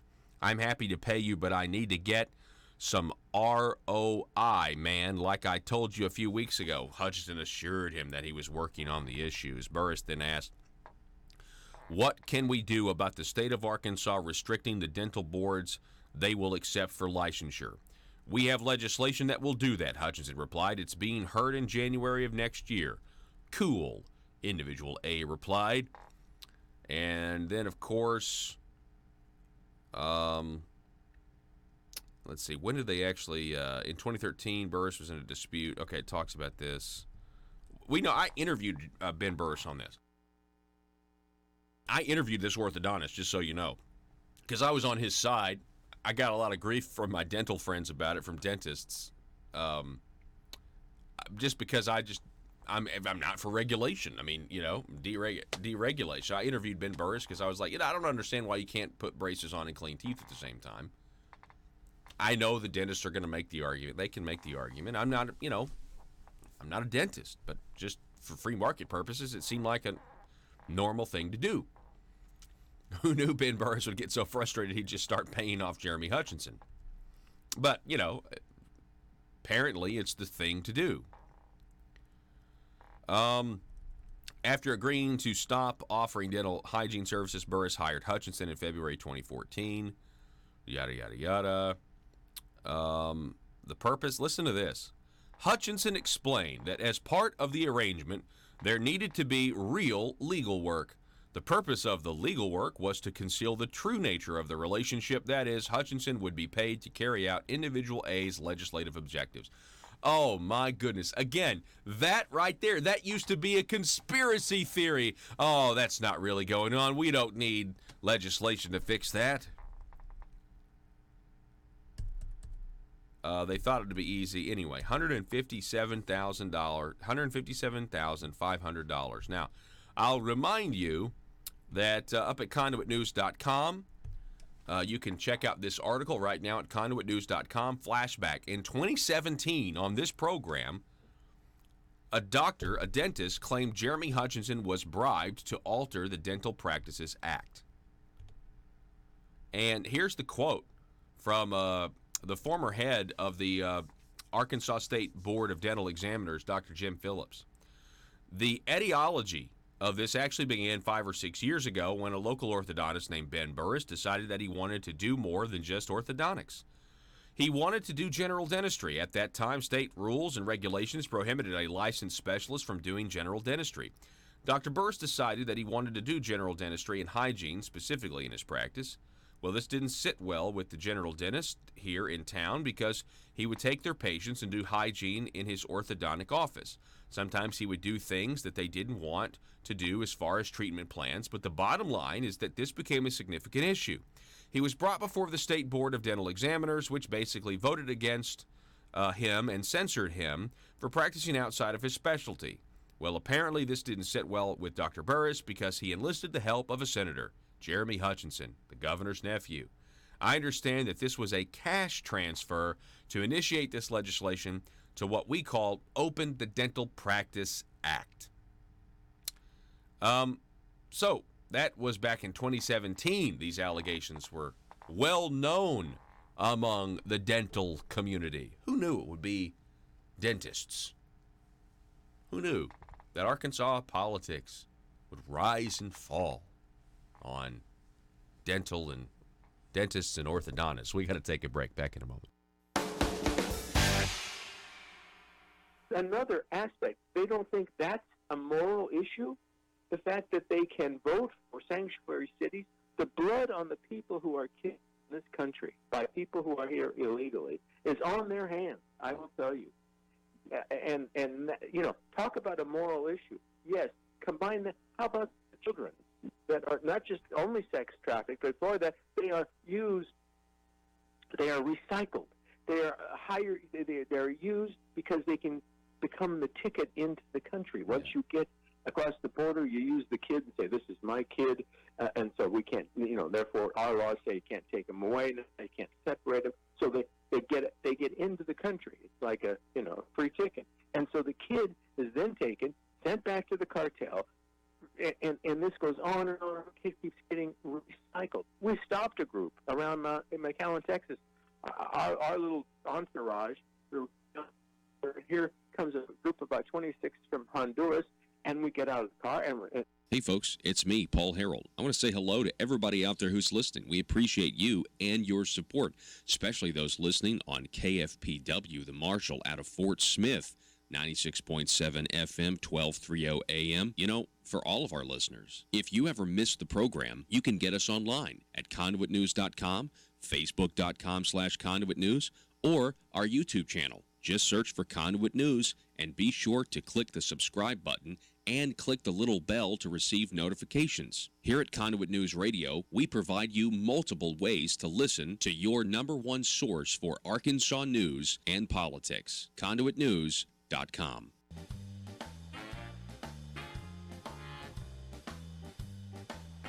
Exposing the truth and everything the Marble Palace establishment keep trying to cover up. It's Conduit News Radio. All right, with Paul Harrell. So Trump's rape accuser, they unearthed some video of her. You got to throw this up there, Joe. We don't have. Did you watch this? This is crazy. This is Trump's rape accuser. You know, the one that was like, rape is sexy and you're a very fascinating person to talk to, Anderson. This is her back in what, the 80s or something, or the 90s? E. Jean Carroll. Listen to what she said in this Charlie Rose interview. Because we spend all that money just for a dress to come floating down the aisle to make you happy because we love you. Do they know the guy is there? No, they know that. Listen, I think the thing is, the principle that's changed over the years, just suddenly in the last 30 years, she certainly looks a lot different, I'll tell you that much. Now we have the leisure and the time and the money, women have the time and the money, to love more than one man. Well, I don't think they have the money. If they have the money, why do we go to work for every morning? I don't think the women have the money yet. We love to be with you. We have this man in the very deepest tissues of our brain, not out here in the fresh tissues, but way down here by the spine. We have this man-centered gene. Our whole lives revolve around men. Women do better when they like each other better than they like men. I knew it. They like men more. We live to please.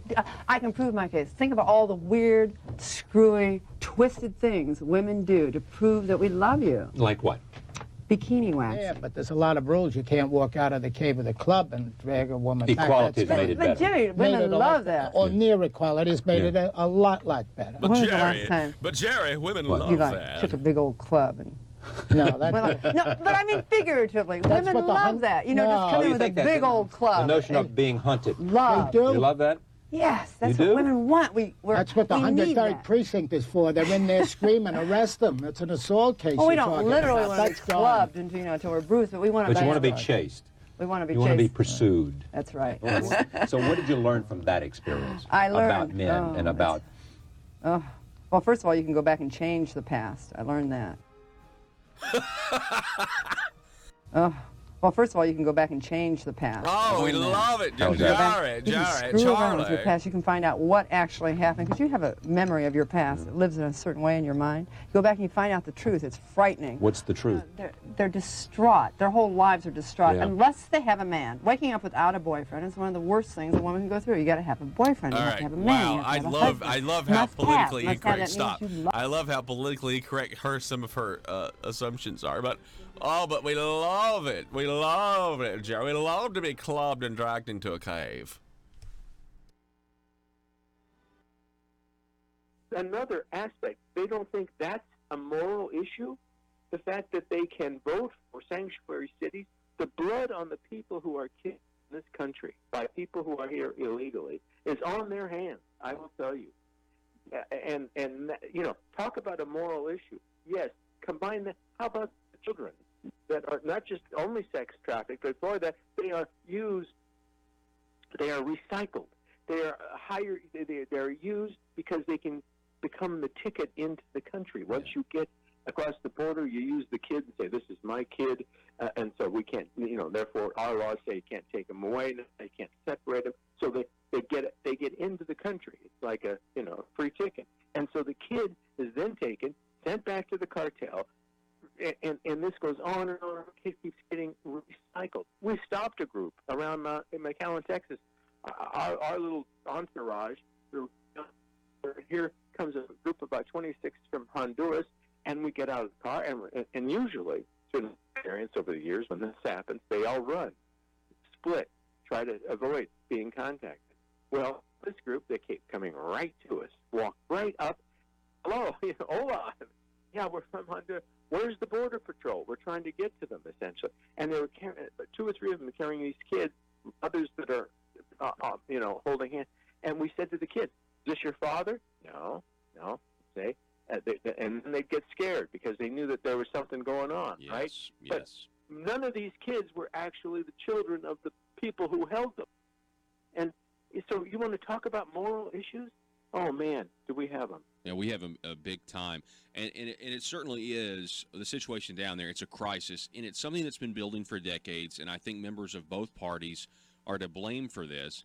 Again, we're talking with Tom Tancredo. He's a former United States Congressman, Republican from Colorado, and you've been on the forefront of this, Tom. Your book, and it was, I guess, a while ago, but you wrote a book called "In Mortal Danger: The Battle for America's Border and Security." And so I'm sure you wrote about what we now see today as a primary political issue. Absolutely. Certainly I did. As I say, that this has been something I have been dealing with for now almost 30 years.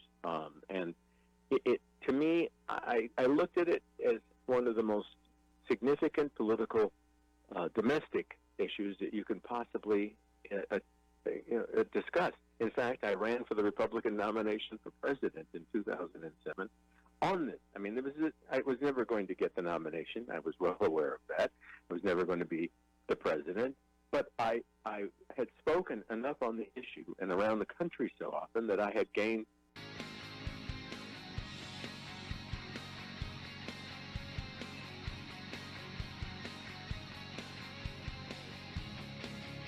The intersection of conservative ideas and reality. Conduit News Radio with Paul Harrell. All right, folks, hey, welcome back to the program. We've been covering sales tax increase across the state, but there's one that's being proposed in a special election on the citizens of Jonesboro.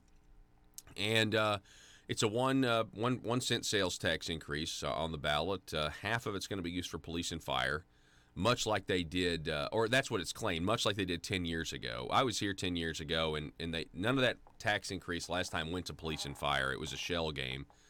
It's interesting how they're doing the exact same thing 10 years later that they did last time. And that's not meant to be offensive. It's just the truth. You use policemen and you use firemen as an emotional issue to get people to vote for a tax increase.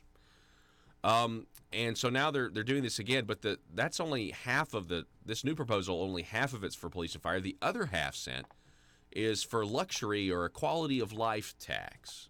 Here joining us more to talk about this is City Councilman Alderman Bobby Long. Bobby, how are you? Hello, Paul. Doing good. It's always great to have you on. I know. I like it. It's good. So, did I describe that accurately, in my summary leading up to this? You did. And you were talking this morning, I heard you talk about regaining trust in government. And I think people has seen exactly what you were talking about this morning happen even at a local level. When, people say, okay, we need this for police and fire. And they go and they vote for it. And then they expect certain things to happen, and it never happens. And then you come and you do it again, and then you do it again. And before long, people get weary and they get skeptical. And I think people have a healthy skepticism of this tax, and I think it's well founded. Are you hearing from people in the community then that Oh, my are like, goodness. we don't want this? Because a lot of vocal people on Facebook, they seem to be, pumped up to pass this tax increase. I think that is a segment of Jonesboro, but I think there is a larger segment that has questions. And here's what I've been hearing. I've been hearing that I'm all for giving the police and fire what they need. I mean, even at the city council meeting, you have people take what you need, do what you need. We need you. We support you. Yeah. However, they have a healthy skepticism of the other side of it, the 0.5% that is designated for amenities. Team Jonesboro's list has a list of amenities that they think Jonesboro needs. Yeah. However, the committee that's supposed to approve those, to put them before the council, before we can approve to spend the money on them, they may or may not ever happen. It's that committee that decides, or supposed to decide, what they want to bring for proposal. But the only thing is, the list is nothing but a big carrot. There's something on that list for everybody. Yeah, let me read the list here. This is from Team Jones. By the way, who is Team Jonesboro? What do they claim to be? They're just on their website they say they're a mosaic of diversity in the community. I don't know. If you were they if you by, like their page, then I think you're a part of Team Jonesboro. Yeah. I think that's the case. Yeah, and if you're against, I don't like the idea that if I'm against the tax, I'm somehow against Jonesboro. I mean, haven't heard anyone say that, but that's well, what team am I on? Am I on team some other city? I don't know. Right. Yeah. The mantra is, if you're against it, you're against progress. Yeah. If you oppose this, then for somehow you are backwards in your thinking. I think I've had some pretty common sense questions. How did you get to the 1%? Yeah. Which we'll hear in a minute. Yeah, I want to get to that here in a minute. Do you think anybody the Team Jonesboro maintains that they're not government, and they're not, but were they formed by the request of government officials? Do we know that? Because to me, I mean, they claim to be organic, but right. I don't know. I'm not exactly for sure how Team Jonesboro come about. I do know that in several of the other council meetings that there's one phrase that has come up. That they said, we're just a group of citizens that want to put forth these things. And we don't have any power, but what we do have is political power. Let's actually, you're exactly. So we have on Team Jonesboro's website, this is what they say the tax might pay for, but there's no way to know because you got to pass the tax increase before you know what the money's going to be used for. An aquatic center, enhanced mosquito control. Well, that's certainly a big carrot, though. I will say that. Mosquitoes will carry away up here in Rice Country. A volleyball complex. Tennis courts, beautification of the city, enhances community experience and encourages residency. Recreation facilities provide a safe space for the community to gather and promote a healthy lifestyle while increased property value in tourism. Transportation service provides citizens with transportation options and opportunities, decreasing traffic congestion and pollution. Trail systems, walking and bike trails to ensure the safety of our pedestrians as well as encourage healthy lifestyles. Museums, educational, spark interest, and inspire the community and provide a culturally enriching environment. They might want to work on their sentence structure. Parks, city parks, and open spaces improve physical and mental health. This strengthens our community while also adding aesthetic benefits to Jonesboro. Why don't we need a spa on this list? I would add a spa to this. Arts provide a creative outlet for members of the community as well as promote tourism, showing what makes Jonesboro unique. Libraries equip not only students but the entire city with free educational resources and preserve the history of Jonesboro. We do need libraries because I think Google could go away one day, but libraries are becoming obsolete. Sidewalks and roads, repair and maintenance of sidewalks and roads to improve pedestrian safety. Okay, so that's the list, Bobby. Now, I'm going to let you talk here in a minute. Let's go listen to you last week. Joe, cue up the video. Last week, Bobby Long saying this in the city council meeting, asking really good questions. Listen to this exchange. I think I posed this in one question, but... Scott McDaniel, 2912 Clearwood Cove, representing Team Jonesboro. Deal. I would like to know how Team Jonesboro came to the conclusion that 1% was enough to meet all of Jonesboro's needs. We have a list on our website of the projects that we think the city needs at this point in time. Just listen to that. And we assigned a budget number to those projects. And as I said before, though, we have no intention of anchoring the committee and releasing that information. Because if the second that we do, those become the projects. So those projects were what you based the 1% on? Sure, yeah. Okay. And those are on your website with the budgetary items that... Not the budgetary items on there, because doing so would absolutely 100% restrict the committee, which we do not want to do. We are citizens. That's all we are. We are not a governing body. We have no authority or power to determine what these projects are or are not going to be. We are, however, pushing this. And so that gives us the political leverage to define what the projects are. We have no intention of doing that at this point in time. Instead, what we've done is we've outlined what we believe we have heard from the citizens for years as far as what we need and what we want.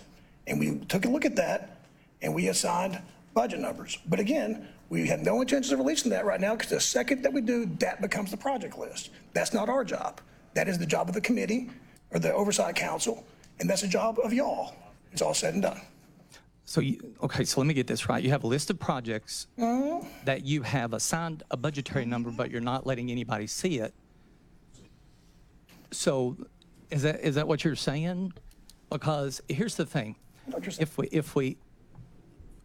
I know it's your desire not to tax the people any more than what is absolutely necessary. Right. So but let me just answer your question. Do we think that 1% is enough to handle all the projects? Yes, we do. You do. Do you think it's too much? No. Do you think it's not enough? No, I think it's enough. Was 0.75 enough? I think you answered. I've answered the question. Wait, now, come on, that's enough. Well, I don't think it is. And of course you don't, because you're against this, Bobby. You're against this. Mr. McDaniel, please address the chair. All right, stop. Alderman Long, you asked him if it was enough. So this is a recurring theme, by the way, Bobby, as a city councilman. When you ask these questions, it seems like the rest of the council doesn't want any sort of debate at all on some of these issues. No, I watched the full video. There's 3 ordinances. One ordinance was for the special election, one ordinance was to form the committee, and one ordinance was the sales tax increase. This went through the finance committee first before it was presented to full council. Not one question on the sales tax was presented in the finance committee. It's been said by some that this was not the time to litigate the merits of the 1%.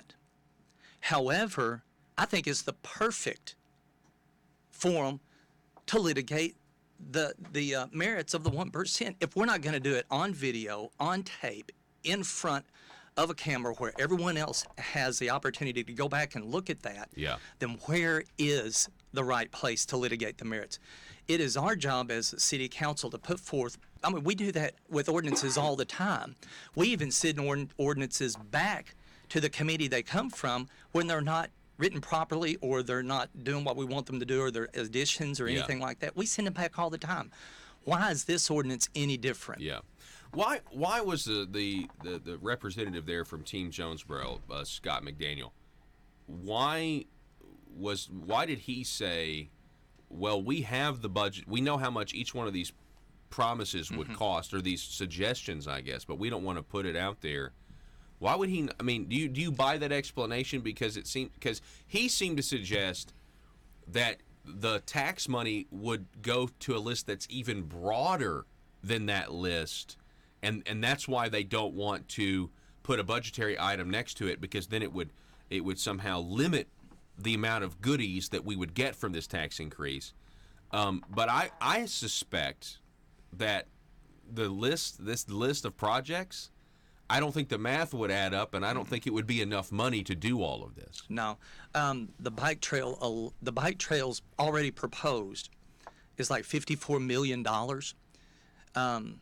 12 years at 1% could possibly bring in $220 million. So you're looking at a 0.5%, maybe $110, $120 million. Bike trails alone that's just been proposed is 56. So I really don't know that there's a really that the list is really accurate. But here's one of the things that's sort of funny. They don't want to tie the committee to a list, but they put a list on their website. Right.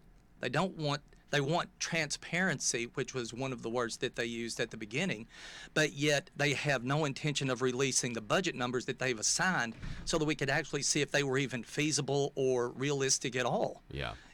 But what's happening is, if you notice on that list, there's not one thing on there that could not appeal to somebody. Yeah. Okay? Mosquitoes, right? Mosquito control. I mean, I'm as far right as you get. I hate mosquitoes.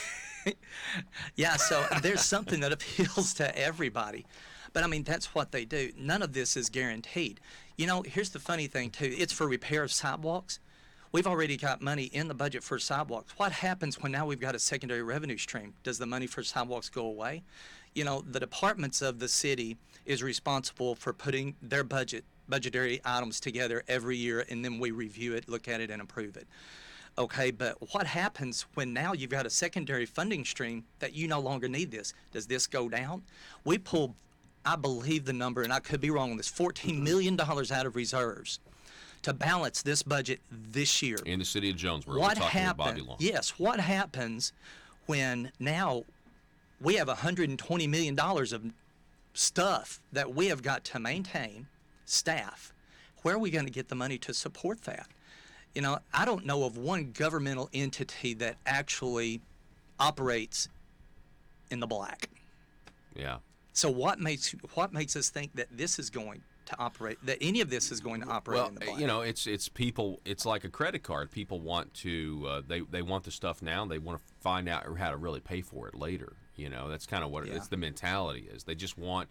He even said there, or somebody said in the meeting, this is what we decided that we want and need, right? Right. But I think there is definitely a difference between needs and wants, and there is. What do we need here? There is. One of their main premises is that you cannot separate quality of life and public safety. To a degree, I understand that we need to be secure in our property, safe. In our papers and going around the city, I understand that. But I'm not really for sure how an aquatic center equates to public safety. Yeah. And when they said that you can't separate the two, well, they did a pretty good job of separating it within the ordinance. They separated the 1% to two halves inside the ordinance. Yep. And I even suggested that if you truly want to know the will of the people, separate the ordinance or separate it. Half for public safety, half for amenities. Let the people vote this one, that one, both or neither. Yeah. And let me tell you. Well, that would be the transparent thing to do. At Little Rock, in the legislature, they do this all the time. Yes. They'll put one thing you disagree with and pair it with something that you agree with. Mm-hmm. And that's just not right. Right. I mean, especially when you have the ability to do both and to get the people's opinion on two separate issues. Right. And Paul, let me tell you something. I'm running for District 53 representative. Yes. I've been all over the place. I've been to coffee shops in Brooklyn, Caraway, Lake City, heard from people in Monet. I mean, all over the place. And this is drawing the attention of all the surrounding areas, too, because they shop here, they spend their money here, and this is going to impact them as well. And to me, I just wish that there would have been more debate on this than there has been from more people on the council, because here's the thing, questions do not equal opposition. I'm asking questions that should have been asked in the finance committee. I'm asking questions that should have been asked and answered long ago, or demanded long ago, before this ever got to where it is. You're exactly right. And, to take a bigger city, you look at the city of Little Rock. The city of Little Rock is now cutting, millions of dollars from their budget, and they're closing golf courses. And that a lot of there's golfers. There was an article the other day where golfers are upset at the golf courses closing. But the fact is, you don't have money when you become over leveraged, and I think that's what that needs to be the fears. We don't want to commit ourselves to something and then have to pull it back when we run out of money or the economy takes a downturn, something like that. And this is not responsible budgeting either. I think we talked before, if you want an aquatic center, find out how much it's going to cost, and then find out how much it's going to cost to maintain every year, and then pass a tax for that, just that, Yes. because that would be the responsible thing to do. I want to get your opinion on the city attorney there and her responses to some of the citizens. I would categorize it in a kind of a patronizing, condescending, some of her remarks. But she did seem to hide behind, or she gave the excuse several times, well, we're just following state law, or, well, this is what, this is state law. Do you understand what that she said that a lot, right? What is... Well, I'm really not for sure, why she said what she does, or why she says what she does. She's really not there to really have, to take sides or to do anything. She's there to make sure that what we are doing is on track. Now sometimes she argues from a position of authority sometimes. Yes, she does. She seems to be making, political opinions in some regard. That's the way I took it. Yeah. My focus is totally on something else other than what Ms. Duncan, I know. Duncan says. I know. I'm just saying, but, there was a lot of talk about, state, state law, and that just kind of seemed to shut down the debate. You mentioned state law, it's like, and now, okay, well, no more questions. Yeah, that really doesn't bother me any. I'm going to ask the questions anyway, so. Okay, well, good. But, at the end, we've got to realize this. We've got to realize that there are things that are priorities. And there are things that this city needs to do, and one of the things is get the budget under control. I can't see where I can vote for this, knowing that we've pulled down millions of dollars in consecutive years out of our reserves to balance the budget, and then vote for 0.5% for amenities that are really wants and not necessarily needs. Yeah. We need to take care of the needs first. You think this tax, though, will just really go to plug that hole? And so you don't have to plug from reserves, and then nobody gets any of this stuff? Or maybe you get your aquatic center, but you don't get your museums. Well, let me tell you, 12 years down the road, we'll know, right? We'll know, and people are going to say... And no one will be held accountable for what they say today 12 years from now. Well, you know why? Because Team Jonesboro says that all they're doing is proposing. Mm-hmm. The thing about it is, this has been said, and this sort of irked me a bit. They said, why would we want to change this ordinance because it's the people's, or it's an ordinance that come from the people? And when we pass this, it becomes the city's ordinance. It's no longer, any ordinance that passes, once the city passes it, we own it. We can't pass it and then something goes south, and then we say, well, hey, you know what? This was the people's ordinance. Right. This was a group of people's ordinances. This is not us. No, we pass it, we own it. Mm-hmm. Well, Alderman Bobby Long, I appreciate you asking those tough questions. Also, you got a big event Saturday at the Hilton Garden Inn. You're launching your campaign for state representative. Yes, the official start of my campaign is this Saturday at the Hilton Garden Inn in Jonesboro from 2 to 4, and invite. Right now, you have a invitation from me. All right. And I think I'm going to see you there, Paul, right? Yeah, I'll be there. Yep. Yeah. And it's my birthday. We will sing Saturday. happy birthday to you. You don't have to worry about that. But, 35 years old on Saturday. Folks, we're going to take a break. Going to be back here with your meme of the day in just a moment. Don't go anywhere. This is Conduit News. Are you a conservative-minded young person and want to let the world know about it? Are you tired of rolling your eyes as your professor regurgitates progressive, PC, neo-Marxist nonsense? Then you should interview on Conduit News Radio's Young Conservative segment and tell us about why you believe the way you do. Tell us how you came to be a conservative and what are your views on government. Now, if you're worried that your neo-Marxist professor may also be a right-wing talk radio listening masochist, then names can be changed to protect the innocent. It's the Conduit News Radio Conservative Future segment. To be interviewed, call 870-275-9799. That's 870-275-9799. If you're like me, you believe that small business is the heart of Arkansas's economic engine, and it should be viewed that way by the politicians in Little Rock. Conduit for Commerce also believes, like you and I believe, policies that achieve less regulation and lower taxation help small business in Arkansas thrive. Other policies like small, constitutionally consistent government and reducing citizen dependency on government keeps it from growing and expanding its influence on our daily lives. Conduit for Commerce works every day to educate the general public and legislators on these important priorities in the name of Arkansas small business. By the way, contributions to Conduit for Commerce are tax deductible.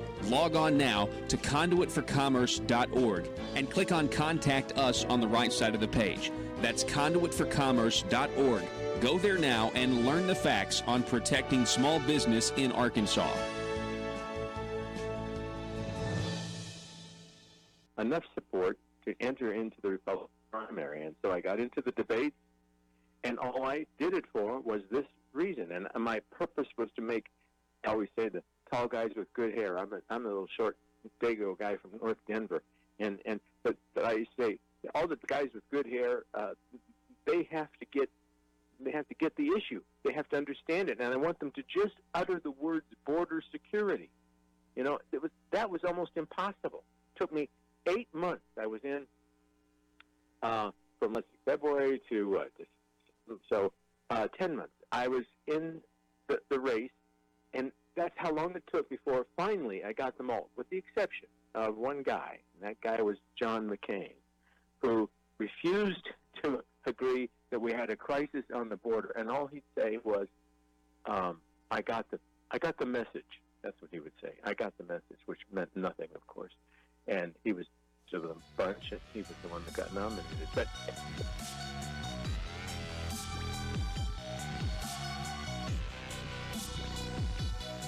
need your daily news fix? Don't forget to tune in to Conduit News Radio with Paul Harrell. All right, folks, here is your meme of the day. By the way, if you're just joining us, Jeremy Hutchinson did plead guilty to bribery in concealing his legal fees as, well, they weren't legal fees. He concealed them as legal fees. That used to be something, again, that was unheard of. You were a conspiracy theorist if you thought attorneys were passing bills for clients. But now, I mean, he just pled guilty to it. So that's the first. I just got to leave you with that. Here's your meme of the day from Conservative Memes. It's William Barr, Attorney General William Barr's head superimposed on a cartoon dog with two stick figures. One guy with a Democrat shirt on asking the friend, does he bite? And the friend says, no, but he can hurt you in other ways. And then a close-up of William Barr. There was no collusion between Trump and Russia. And then the Democrat friend just starts to cry because it's a dog that doesn't bite but can hurt you in other ways. And on that, we've got Robert Mueller now on, the 17th of July or 18th going to be testifying before the House committee. And everybody on the left thinks right now, oh, that we're going to get him now. This is now a victory. Something tells me that they're going to be sorely disappointed when Robert Mueller goes to testify. I mean, what do you think he's going to do? He's going to say something other than what the report says? And you know who else gets to ask questions? Republicans. They're going to get to ask some very pointed questions as well. I wouldn't be surprised if William Barr, in his testimony, when he said he did not want to go testify, I won't be surprised if he just says, I'll refer you to the report. I mean, just don't answer anything and just, this is what the report said. That's going to drive them nuts. We got to end the show. We're going to be back here tomorrow on Thursday. Tomorrow's Thursday, and I would encourage you guys to go watch the flashback interview up at conduitnews.com right now if you haven't already. A headline, Flashback. In 2017, doctor claimed Jeremy Hutchinson was bribed to alter Dental Practices Act. And then he just pled guilty for. Who knew it would be orthodontists of all people? We're going to end the show. Arkansas, thanks so much for being with us. Be safe.